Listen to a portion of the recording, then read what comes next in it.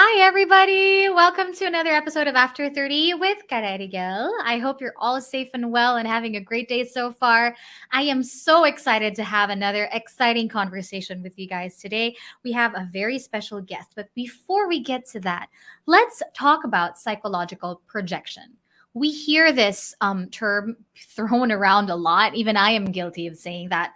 You're projecting, when you're in the middle of a fight or when you're in an argument. Now, what does that even mean and why do we do it? Projection or Freudian projection is a psychological defense mechanism. Defense mechanisms, they say, are used to cope with feelings and emotions that we have trouble expressing or coming to terms with. Tamang-tama. Projection is the process of displacing one's feelings onto someone or something else. Unconscious discomfort can lead people to attribute unacceptable feelings or impulses to someone else to avoid confronting them. Are you guilty of that? Because I am. Projection allows the difficult trait to be addressed without the individual fully recognizing it in themselves. People project to defend their egos.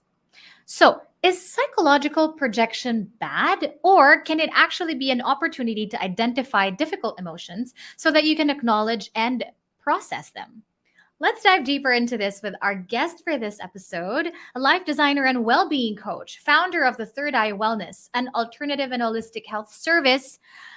A beautiful, beautiful soul that I have had the opportunity to speak with in one of her episodes as well, and the host of Project Loving Myself podcast.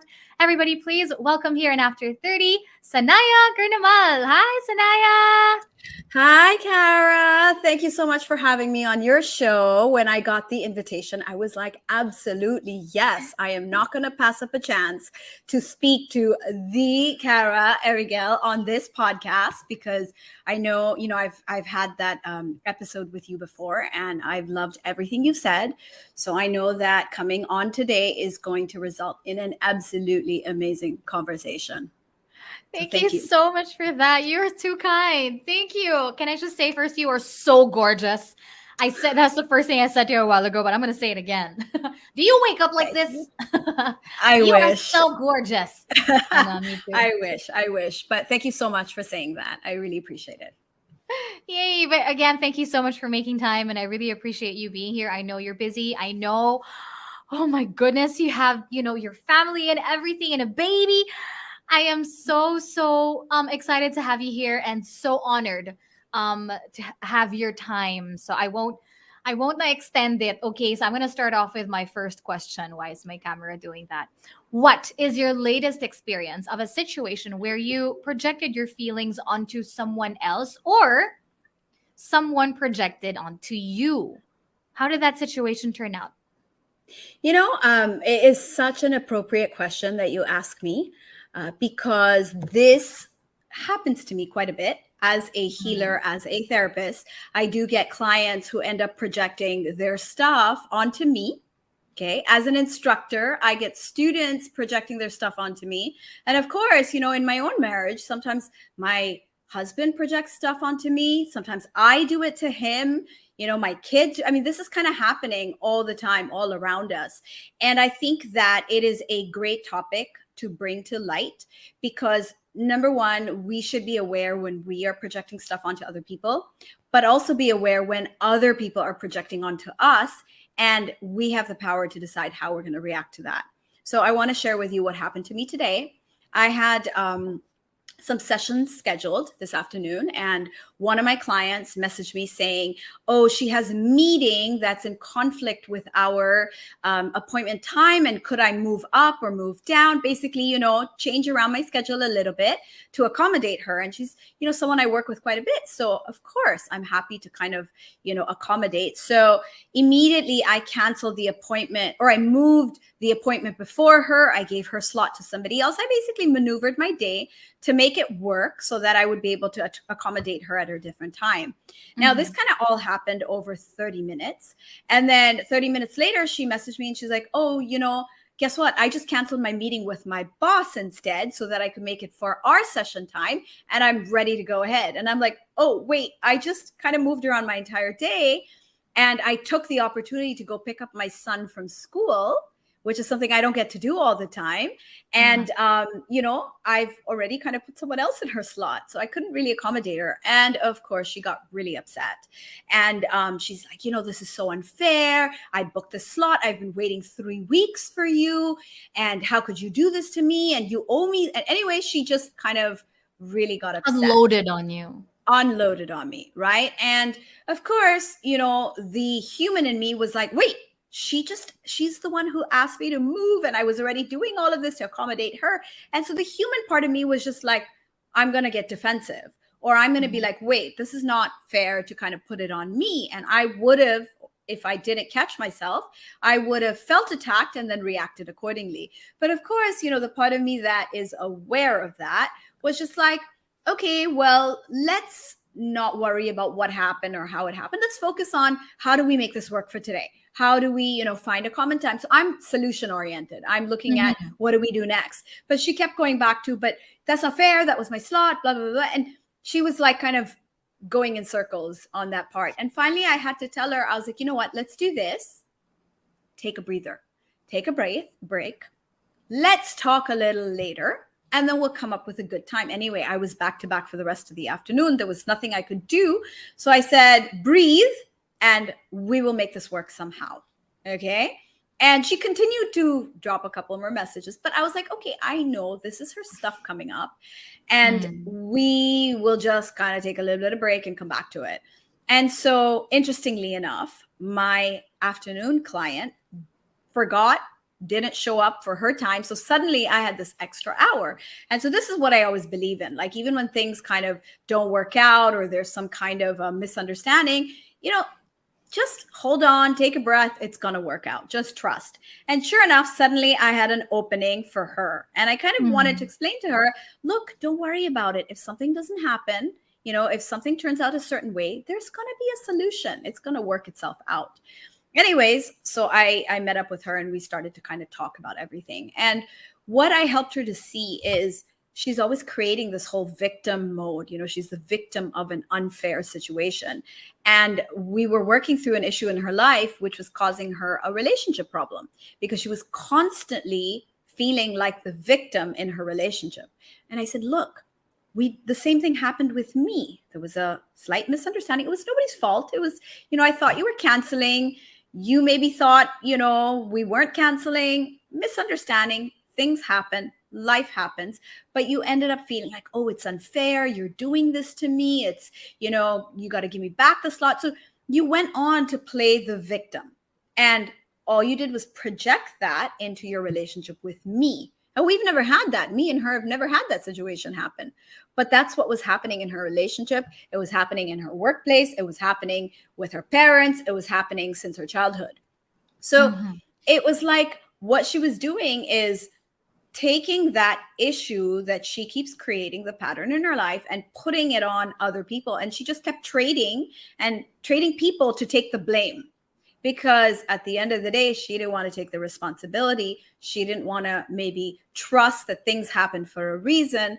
And it's just easier to kind of blame the other person instead of kind of acknowledging, wait, this is always happening to me. Why is this always happening to me? So that was really what happened today. So appropriate for today's conversation. That's crazy. But it's amazing how you were able to turn it into, everything happens for a reason, right? So I'm sure that had to happen for you to be able to open it up to her and say, hey, this is something you absolutely need to deal with right now because it's happening everywhere else in your life. And the only thing that you can do to fix it is to acknowledge that it is happening. So it had to happen with you. And what's interesting is we've been talking about it for a while, but it's in context of a relationship. So she can still be like, oh, but it's the other person. It's the other person. But now that it happened with me as her therapist, I'm like, look, we don't have that relationship where I am, unfair to you, or I am in any way, shortchanging you or treating you in a way that should make you feel that way. So here's the pattern. Now we can't deny it. You have to agree that this is something that's playing out in every aspect of your life. Because part of her brain was like, no, but he's like that. But he, how can he get away with it? It's him. And right now, today's experience was like, okay, well, I guess it's me. I guess it's really my pattern.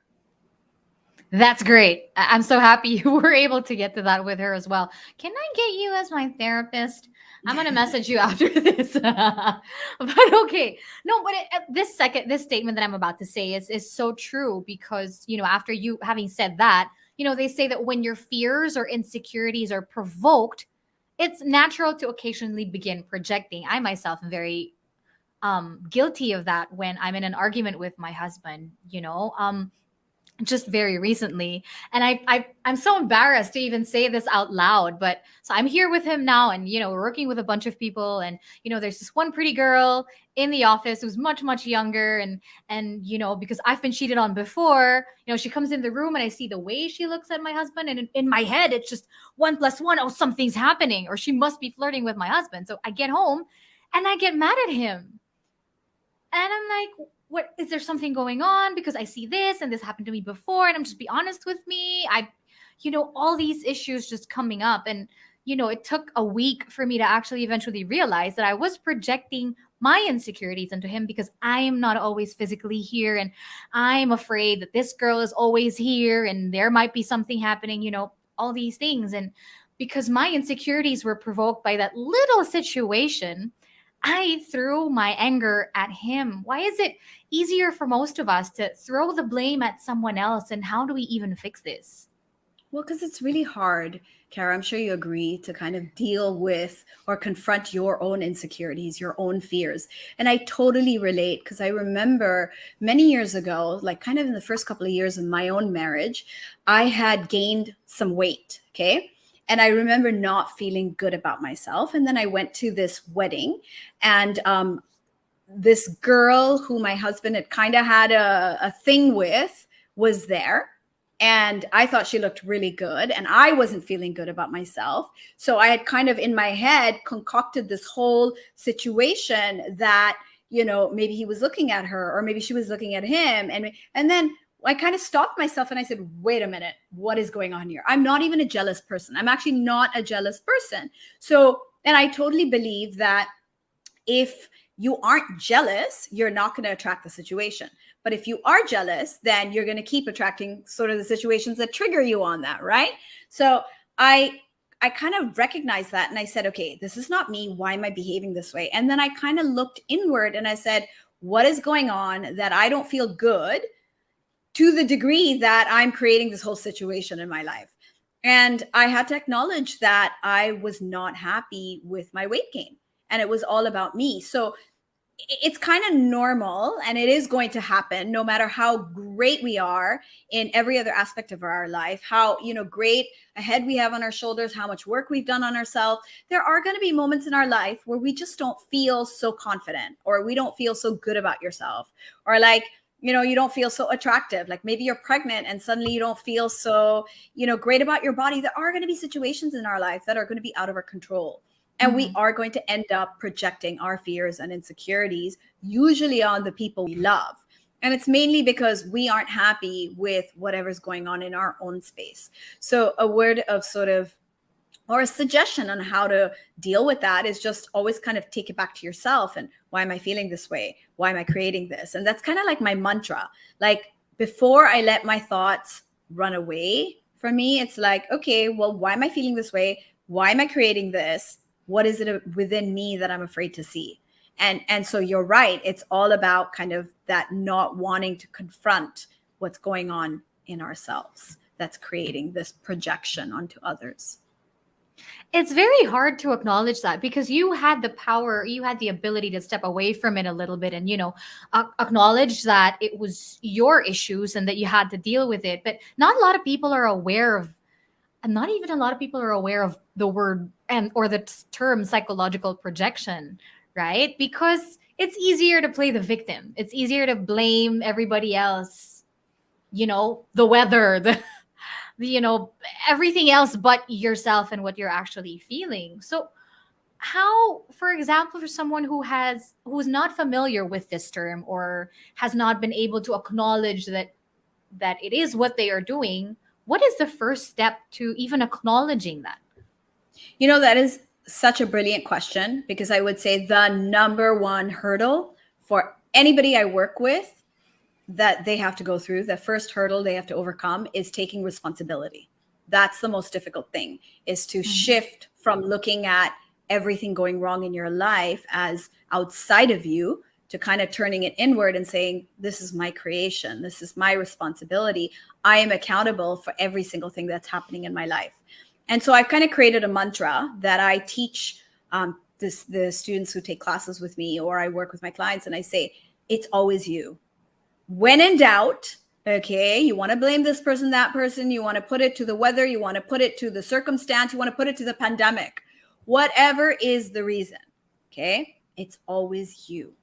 Okay. And we have a tendency to make excuses or rationalize. Like even with my client today, she's like, well, I only, got upset because of this and this and this. And those are all excuses and reasons that we tell ourselves to make it okay to feel those negative things, or to project those emotions or fears or insecurities onto other people. They're just excuses. So you really got to call yourself out and be like, okay, it's always me. I know that. That is the mantra. It is always me. Everything good in my life, everything bad in my life, everything working and not working, it's always me. So what part have I played in creating this? So like default setting is it's always me. Okay. Even if somebody else, hurt my feelings, it's me. Even if my boyfriend cheated on me, it's me. Even if, my parents had this horrible marriage and it caused this dysfunctional childhood for me, it's still me. So what was my role? And usually the first step, once you acknowledge it's me, is, well, what did I get out of it? So what did I learn from it? Did it give me any skill? Did it test me on anything? Did it, make me realize something about myself? Did I discover more about what I like or what I don't like? It kind of gives you some sort of clarity or some kind of, I would say, ammo to live your life better, right? Every negative situation serves us in a positive way because it teaches us something. Maybe it's not going to teach you some very great things, but it might teach you from that this is not what you want, right? And it's going to direct you to make better choices. Okay. It's going to direct you maybe that you got to be a bit more careful about who you're going to trust, who you put your trust into. So there's always something good that comes out of every, difficult experience in our life. So it's really kind of focusing on that, focusing on what you're learning, focusing on why did it happen? What did I get from it? So these are the kinds of questions that I coach my clients with. So step 1, take responsibility. Step 2, what are you getting out of it? I love that. It sounds so simple, but it's so scary, right? If you really think about it, it's me. Why is it me? Right? And it's always so hard to take accountability for these things. But I love that because the truth is, it's only you can control. It's only yourself that you can control, how you're going to deal with these things, how you're going to react, and how you're going to use it eventually as a tool for you to get better in life, instead of allowing it to keep pulling you down and just blaming it. There's two sides to that, right? Being aware of your issues, being aware of your demons. Either you use them as an excuse or you deal with them moving forward. Absolutely. And, I like to say it's all about taking your power back, because when you blame other people, when you resent other people, when you're angry at them, right, that's a lot of energy you're holding. So if I'm angry at someone, I'm constantly angry. And that vibration, that feeling of anger is actually something I'm taking from me and I'm directing it towards someone else. So I'm actually giving my thoughts, giving my attention, giving my energy to somebody else who's now occupying space in my mind, because I'm angry at them and I'm going to constantly feel anger towards them, because that's what we do, right? When we resent someone, when we're angry, when they hurt us, we think about them, we obsess over it. And then we kind of like get angry every time we think about it, or we, feel worse every time we think about it. And so we're letting them take space in our mind, in our energy, right? And so we're actually giving our power to them, because imagine what we could do with that time that we're giving to this really negative situation, or this negative person, or this other person who hurt us purposely or inadvertently, right? So you're letting them live like rent-free in your head. And you shouldn't do that, right? So taking your power back is taking accountability and responsibility. Because if you don't believe that you created it, then you can't change it. But if you accept the responsibility and the accountability that goes along with recognizing that everything is happening for you, not to you. So that's like a quote I remember reading, that, things do not happen to you, they happen for you. So it's all about you and what you're going to get out of it. So take your power back, take control, take responsibility, be accountable for it, and then you can actually do something about it. You can make a different choice. You can, decide to react one way or the other way, and the power is yours, right? So you're taking your power back. I love that. It's all about perspective in this world, right? Like just changing, shifting your mindset and seeing it that way. Everything happens for you, not to you. But taking away the victim mentality. I love that. And it's so true. I'd love that you put it that way, because it felt like, a knife through my heart when you said that, it's just so much energy. Like this whole jealousy thing for me, really, the girl doesn't know that I'm jealous, right? But every time she comes in, I'm just like stabbing her with my eyes. And it's like, who's losing here in this situation? It's me. It's my time. It's my energy. It's so much energy I could be using onto something else, or maybe loving my husband more instead of blaming him for some other girl looking at him. That's so funny now that I'm hearing it that way. But okay, it would be simpler, right? Instead of having that conversation with your husband, it would have been simpler. Of course, it's easier said than done in retrospect, but to have the conversation with yourself, like, how's that making me feel? Right? Like, we don't actually have to like wash our dirty laundry with everybody else, including the people we love. We can actually fix it by having that conversation with ourselves. Like, isn't that so much easier?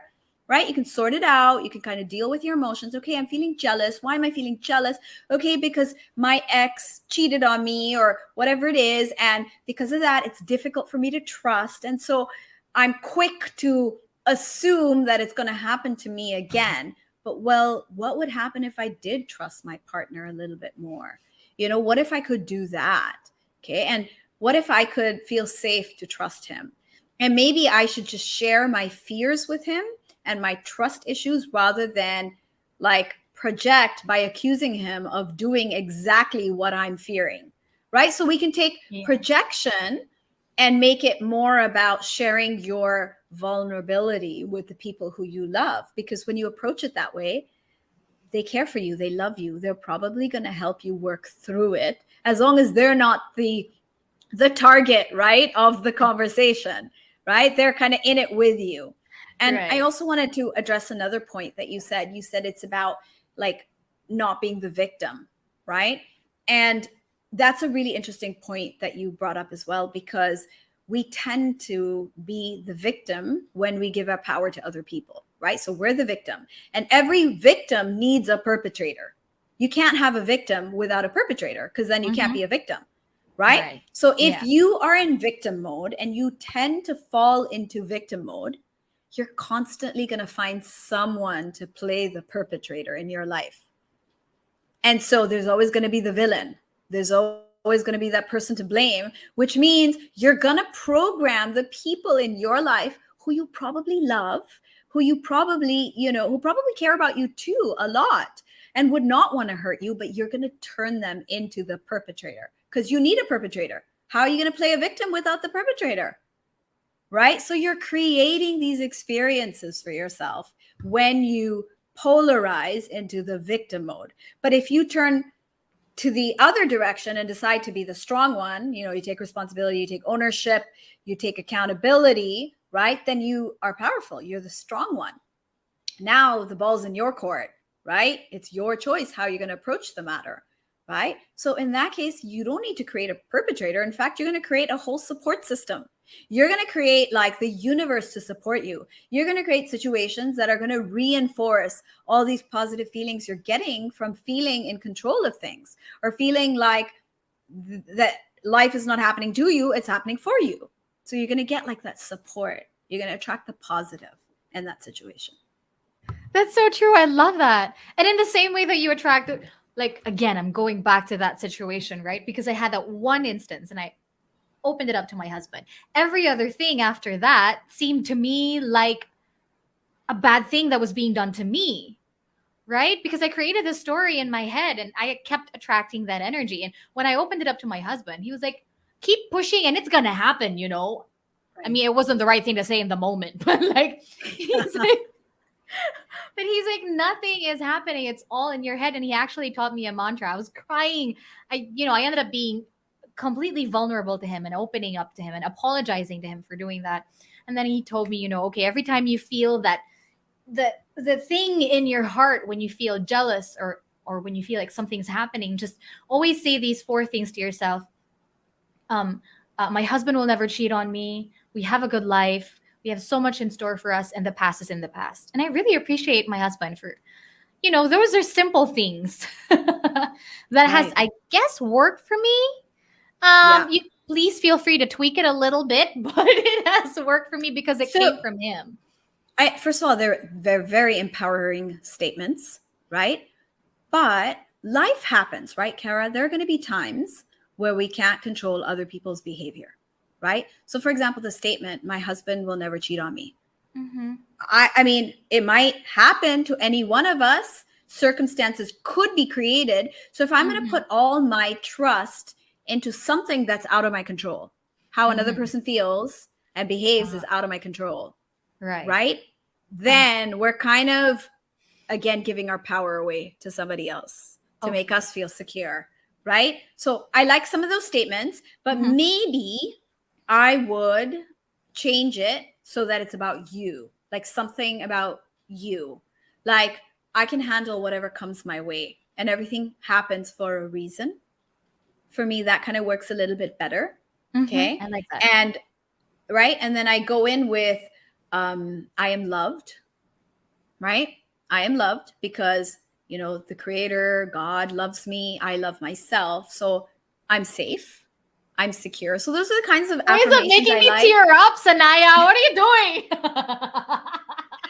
Because, my dear, there's probably a safety issue with the trust that I'm triggering right now as I say it, right? And so if you were my client, right, and I had to kind of help you work through it, I would ask you questions about that part of your life where you got betrayed, right?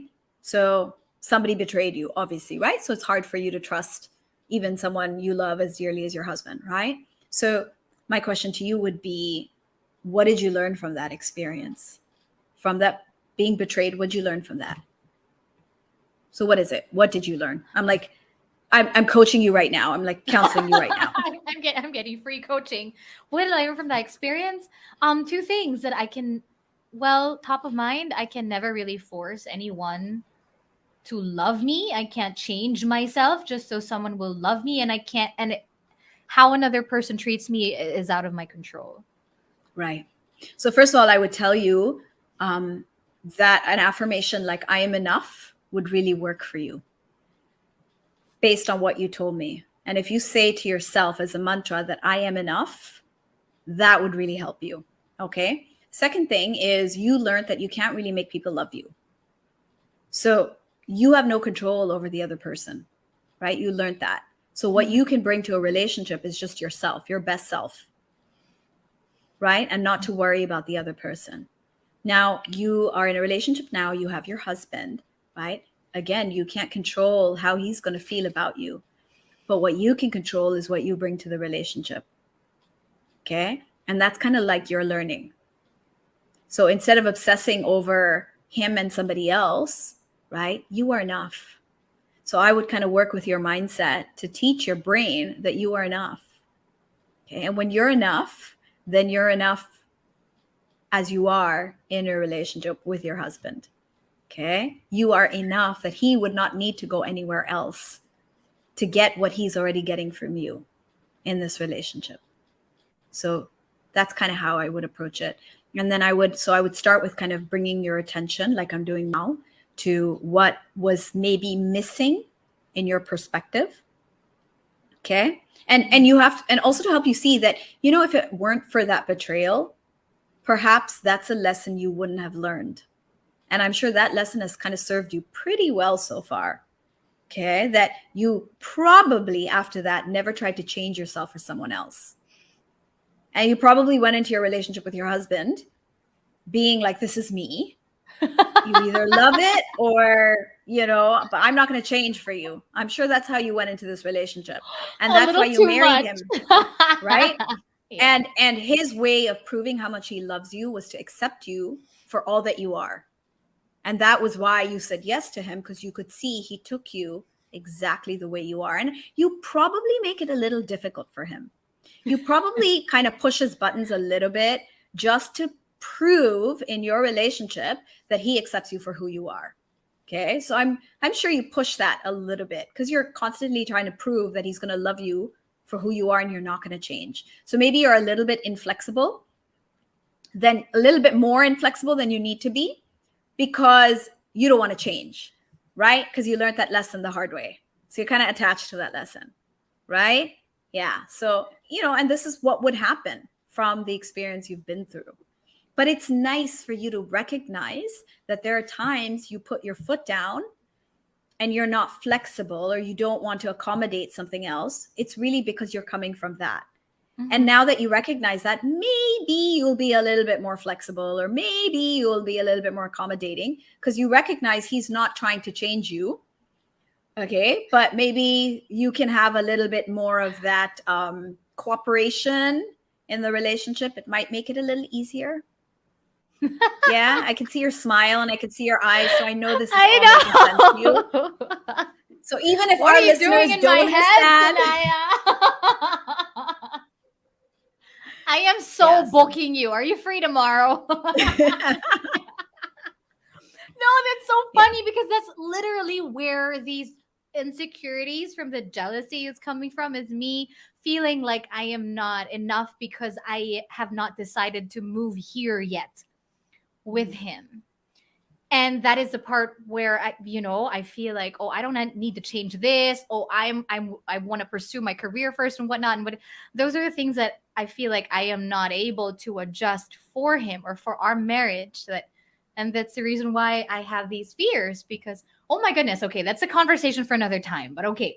wait, Thank you wait, so but much. I have something Yes. to add to that, okay? Because I Yes. think that will kind of give you some perspective. We call that an overcorrection, Kara. Okay. So what it means is to preserve my independence, to preserve that I will not change or accommodate anyone else, because the last time I tried to do it, this person broke my heart. So it's an overcorrection, like you're overcompensating. So even if you did want to move, even though it was possible, you won't allow yourself to go there because the last time you changed yourself for someone else, he broke your heart. You get it? So you're protecting yourself from something that happened in the past. And your husband's not going to do that to you because he's a different guy. Okay? So it's just awareness, being aware so you can make better choices and not act out of the trauma from the past and kind of, see the situation for what it is. Thank you so Okay? much for that. My gosh.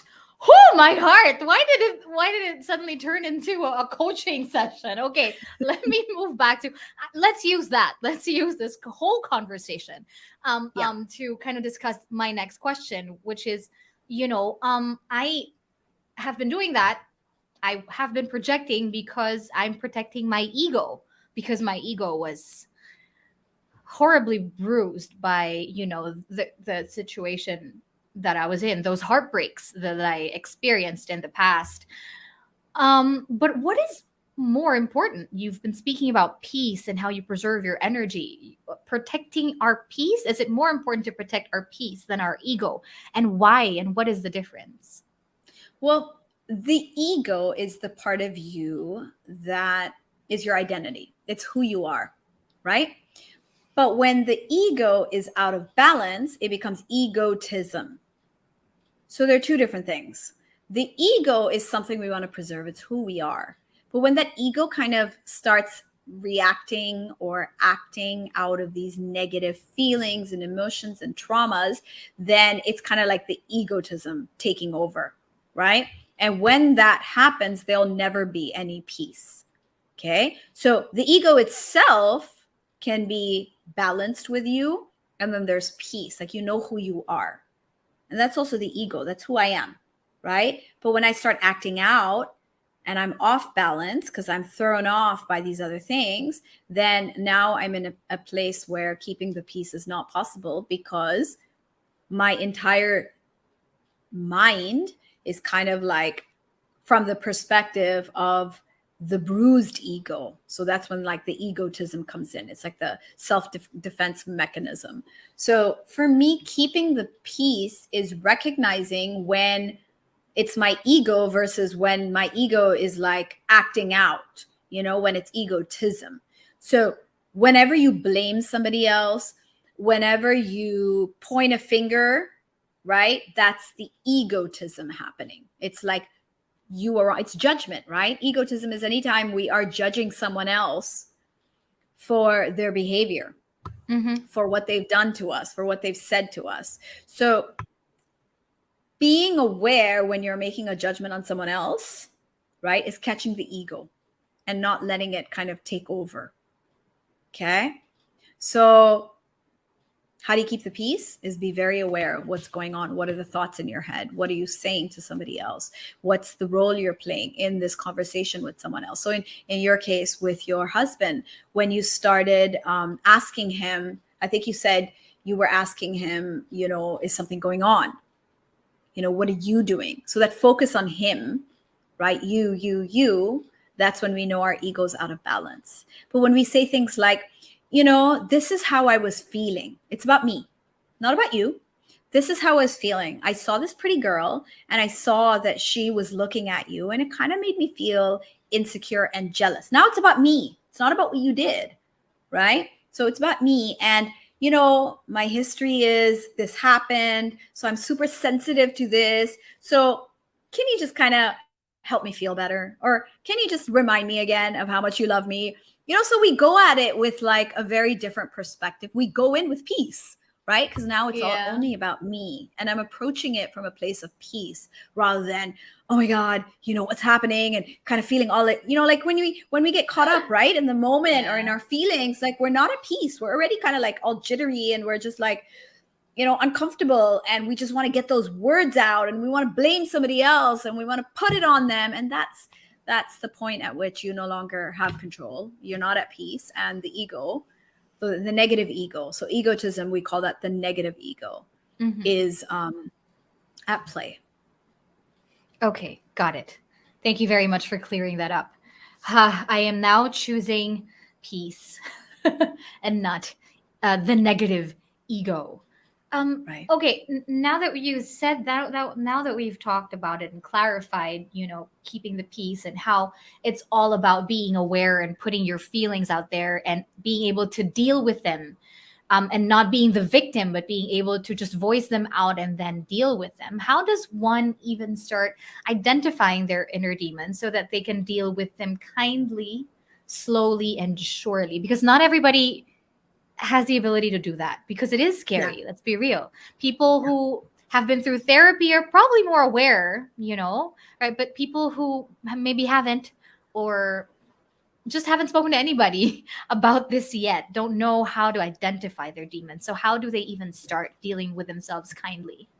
Yeah, that's a good point actually, to talk about. So I like to say that we start with identifying our triggers, right? So we identify those moments where we get thrown off, when we don't feel good. So anytime you don't feel good, that's where you're getting thrown off balance, right? You're getting triggered. Okay. Now, what you could do is you could start a journal. Okay. So every morning you think about the day, like the day before, and you look at those moments where you didn't feel so good. That's already, flagging those trigger moments. Okay.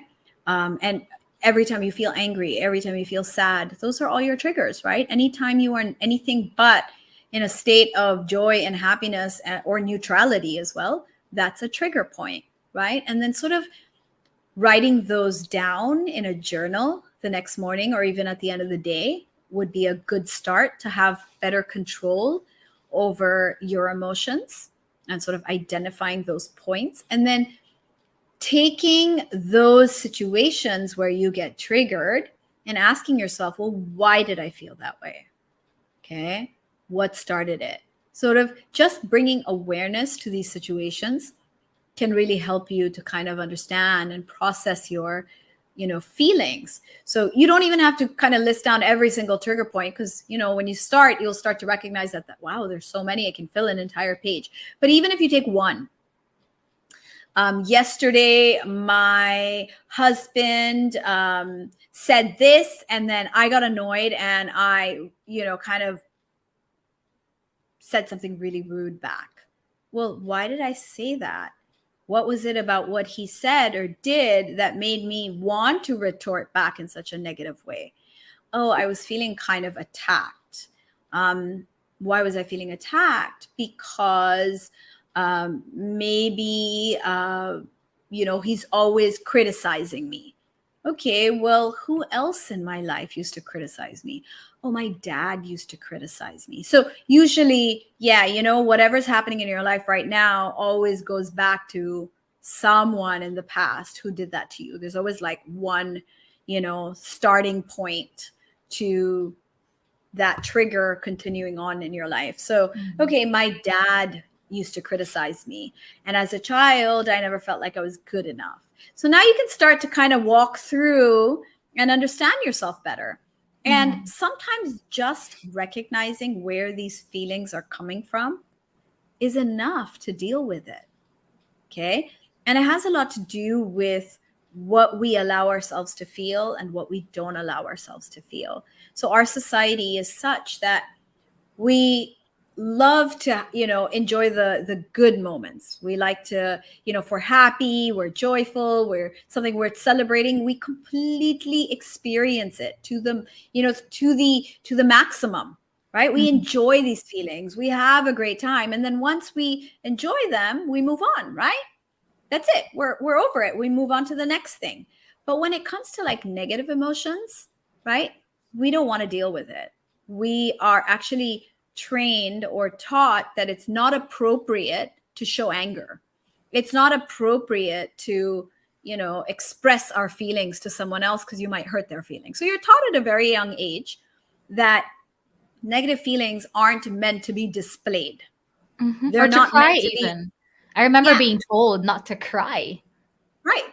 If you were a boy, then they'd say boys don't cry, right? That was like, I know that was, something that was in the previous generation. But if you're a girl too, it's like, okay, don't cry. Here, take an ice cream or take a lollipop, or, we're not allowed to have these negative emotions. It's not sort of acceptable, or it's not welcomed. Okay. So I'm sure we all had that situation where we took somebody else's toy and, we were told that you're supposed to share, right? So these things are just kind of the way we were raised, and we were not allowed to feel our negative emotions. And so what we did is we just avoided them. We buried them. We kind of just put it somewhere, and it usually is somewhere in the body, because we never felt it. We never expressed it. We never processed it. Right. And emotions or energies unexpressed, unprocessed, just get buried deep into our body. And that's actually what creates disease over time. But that's another conversation. The point is, we're allowed to experience these positive emotions, but we're never allowed to kind of feel the negative ones, because they're not acceptable. So as a result, we shy away from our inner demons. There's actually a really great film, Pixar. It's called Turning Red by Pixar Entertainment. Did you watch it? Yes, I love it. I've been reading a lot of bad reviews though from like. Yeah, there are. I saw that too. But if you just kind of take a look at what was that movie, what was it about? It was about a girl rejecting her inner demon, which was the red panda, right? Because the red panda was her anger. Right. And that was what the red panda was a metaphor for, is like her emotions, her anger. And it was being really angry, I think, that triggered the red panda to appear in her life. Right. And then she had to she always wanted to hide it. She wanted to kind of like, she didn't want anyone to know about Oh, it. Right. Until she realized that the red panda could actually be something that was entertaining for everybody. It was fun. It was like you could actually do something good with it. It didn't have to be all anger. Right. And so what she did differently from her mother and the rest of her family was embrace her red panda, embrace her dark side, and embrace her inner demon, to the point that eventually she didn't want to give it up. Okay, so whoever's listening, I know I just ruined the film for you, but it's still really worth watching, because at the end of the day, she recognizes that I don't have to exercise this this red panda from me. In fact, I want to keep him. I want to keep that shadow self. That's what it was about. And so accepting that part of you, forgiving that part of you, and perhaps finding a way to channel it into a more positive direction is actually going to work for us. It might bring us joy. It might bring us sort of like the energy of self-love, because you can finally accept everything about you, good, bad, and ugly. Right? And why should we only look at the good things? Why not also acknowledge that we do have painful memories or emotions, and just accept it, because that's the first step towards healing. I love that so much. Thank you so much for using that movie as an example. Sorry for ruining it for those who haven't seen it yet, but you definitely should watch it, because I cried so hard in that movie. It triggered I had a lot of trigger points in that movie for me. Yeah. But it was a beautifully done movie. I completely agree with you, and that is so true. Thank you so much for saying that. But also in the movie, it won't happen overnight. Being able to deal with your inner demons, being able to, sit down with yourself, acknowledge them, and heal them eventually doesn't happen overnight. Sometimes it even actually has to take going through therapy, years of therapy to do that. But we're talking about psychological projection here, right? Because we want to be able to deal with that and fix it eventually. But how do we eventually stop psychological projection as a defense mechanism? Right. So I mentioned earlier about that mantra. It's me. It's always me. I find that really helps. Right. So when you stop blaming the other person, you're not going to project on them anymore. So once you take the responsibility that it's always me, right, that will really help, because that's just a shift in mindset, right? The minute you recognize that, then it becomes very hard to lie to yourself and, put the blame on somebody else. And yeah, you're not always going to get it right. Like you said, it's a process. Okay. I don't think you need to take years and years of therapy. Okay. I do think that this is something that you can, in a couple of sessions, sort of resolve. I mean, that's how I work with people. It's not something that therapy doesn't need to take time. I think it's traditional therapy that takes time, where you see a psychiatrist like on a weekly basis for months. But that's kind of the more medical way. There's a lot of alternative therapies. Now a lot of therapy is a combination of psychotherapy and spirituality. So there's a lot of different sort of dimensions to healing. So I do think those resources are out there. And of course, if anybody has any questions, they can direct it to you or to me, and we can kind of send them to the right people. But yeah, taking responsibility, I think that's the first step to being able to catch yourself before you get into that endless cycle of projecting onto other people. It's me. Noted. I will start doing that from now on. I know it's going to be tough for you guys and it's scary, but you got to start somewhere. And that is where you start. Start with that mantra. According to Sanaiyah, it's me. Okay. I have one little follow-up question to that though. How about now that I am aware, and our listeners are kind of aware of how projection feels like, sounds like even. What if you're aware of it and your partner or your mom or your friend is not, and they're projecting onto you? How do you deal with that situation? Are you in the place to say, you're projecting, stop doing that? Or how do you deal with something like that? That's the question I get from a lot of my students and clients. Because the minute we start with that, then they're like, well, what about them? How come it's only me who always has to be like, the smarter one, or the one, I'm doing the healing, but what about them? And it goes back to, it's never about them. It's always about you. So bring it right back to, it's always about me. Why am I getting triggered by their projection? Because, if you're sure of yourself, if your heart's in the right place, right, and you know where you stand, then nothing anybody else says should trigger you, right? Like, so if my husband tells me, you're so unreasonable, but I know I'm not unreasonable. I know I'm a very reasonable person, right? And he accuses me of being unreasonable, I'm going to be like, babe, I'm not unreasonable. If there's one trait I have, I am very reasonable. So you can kind of like, you can turn it around, or you can kind of act with compassion or love. Do not ever tell the person you're projecting, because that's going to put their defenses up, and they're going to be like, yeah, it's easy for you to say that. So don't like call somebody else out, but be gentle, be loving, be compassionate, and say, I get where you're coming from. I understand that maybe the way I'm acting is making you feel like I'm being unreasonable, right? I recognize that. My intention is not to be unreasonable, but maybe it makes you feel that way. How can I make it better? Okay. How can I help you? Okay. So when you don't feel attacked, you're not taking it personally, because you're so like zen, and you're like, I get everything is my responsibility. It's all about me, right? Then it's very easy to be that bigger person and not react, right? So I'll relate a really quick story about something that happened with a really good friend of mine many, many years ago. She wasn't a really good friend back then, but we had kind of met, a bunch of us girls, and we were talking about something, and I guess some things were said. Anyway, she called me the next day, and I was at work. I was in the middle of teaching one of my healing classes, and she calls me up during my break time, and like, oh, hey, what's up? And right away, she's like, I'm really upset with you about what happened yesterday, because now everyone else is talking about it, and blah, blah, blah. Anyway, she just got completely projected whatever had happened, which I had nothing to do with. But anyway, she kind of like put it all on me, like it was my fault and I did something and blah, blah, blah. And here I am, like in the middle of my, like, here I am being a teacher, I'm teaching people healing. And then here I am getting all this like, negativity on the phone. And again, my first reaction was, wait a minute, I didn't do anything. Stop attacking me, defend myself.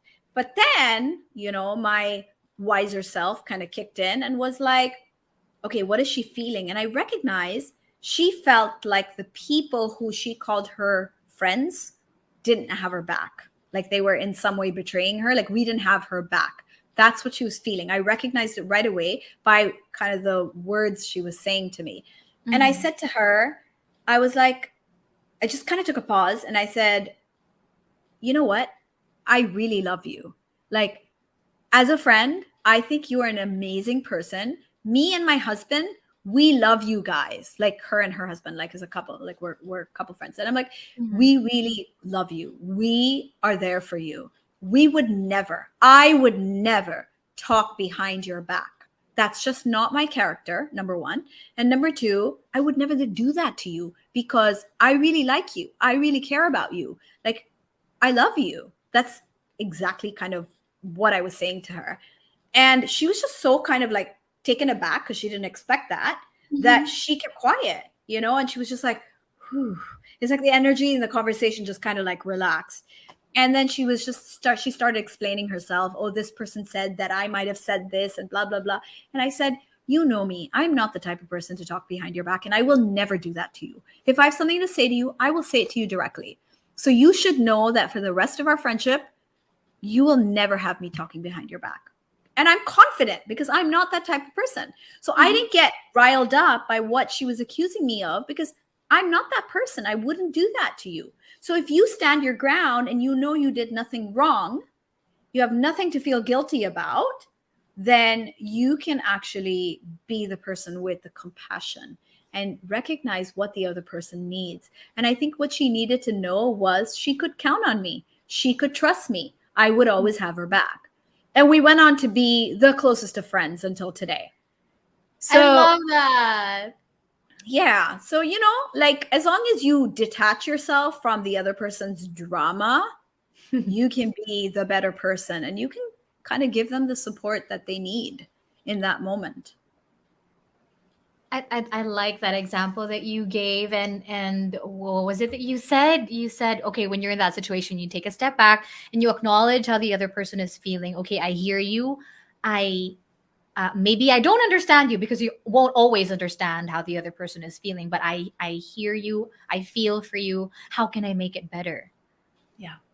I love that. Okay, I'm going to use that. Where's my pen? Okay, I will write that down later. Noted.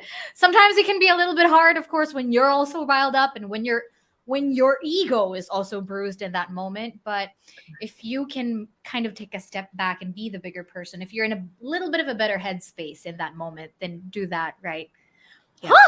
Learning so many things from you, Sanaiyah. Thank you so much. Thank you for your time. I feel like I got a free session. Lucky me. Thank you so much for that. My gosh. I am at a loss for words. I'm at awe. By just having this beautiful conversation with you and feeling your energy, and it transcends, it goes through the screen, and I love it.